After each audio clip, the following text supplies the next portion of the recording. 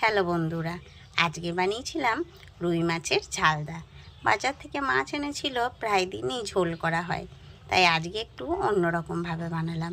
খেতে কিন্তু এত সুন্দর লাগে কি বলবো। তো চলুন কিভাবে বানালাম সেটা আপনাদেরকে শেয়ার করছি।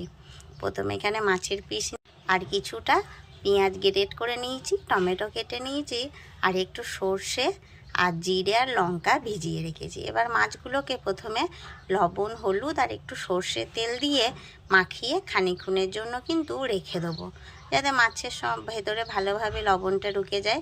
এবার মিক্সির কাপ নিয়েছি, তাতে এবার আমি মশলাটা করে নেব। আর শুকনো লঙ্কার সঙ্গে একটু লাল কাঁচা লঙ্কাও কিন্তু কয়েকটা দিয়েছি, যেহেতু একটু ঝাল ঝাল হবে। এবার মাছগুলোকে আমি একে একে লাল লাল করে ভেজে নেব। আমার এক পিঠ হয়ে গেছে, আর এক পিঠ উল্টিয়ে ভালোভাবে মাছগুলোকে ভাজা হয়ে গেলে এবার তুলে নেব। তা মাছগুলো দেখুন আমার খুব সুন্দর কিন্তু ভাজা হয়ে গেছে। মাছগুলোকে তুলে নিলাম। তুলে নেওয়ার পর ওই তেলের মধ্যেই দিয়ে দিলাম হচ্ছে কালো জিরে আর শুকনো লঙ্কা ফোড়ন। এবার যে গ্রেট করে রাখা পেঁয়াজটা সেটা দিয়ে দিয়েছি। তা সেটা দিয়ে একটু ভাজা ভাজা হতেই টমেটো দিয়ে দিলাম। আর এখানে টমেটোগুলো কিন্তু আমি একদম কিন্তু নরম করব না, একটু হালকা শক্ত থাকবে, যাতে খেতে কিন্তু ভীষণ ভালো লাগবে। এবার বেটে রাখা মশলা দিলাম, সাথে একটু হলুদ দিলাম, লবণ দিলাম। এবার ভালোভাবে মশলাটাকে কষাবো। এই দেখছেন টমেটোগুলো কিন্তু আমি একদম যে নরম করে দিচ্ছি না, একটু হালকা শক্ত রেখে দিচ্ছি, যাতে খেতে কিন্তু ভীষণ ভালো লাগে। এবার একটু জল দিয়ে দেবো।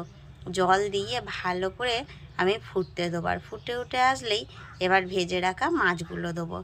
মাছগুলো দিয়ে খানিকক্ষণ কিন্তু আমি ফুটতে দেবো।